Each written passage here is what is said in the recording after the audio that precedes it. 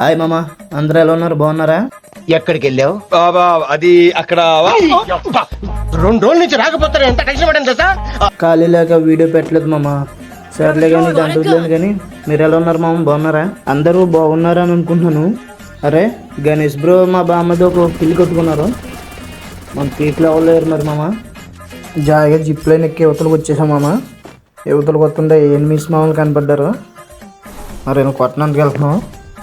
ఇదిగో ఈ గ్లోబల్ అనుకోలో ఒకడు ఉన్నాడు. ఈయన కొడుతున్నాను అనగా ఇంకొకరికి కంగారు వెళ్తలేదు మామ. ఈయన నన్ను కొట్టాడు, ఫుల్ డ్యామేజ్ ఇచ్చేసాడు. నేను మెడికిట్ వేసుకున్నందుకు పక్క పోయా.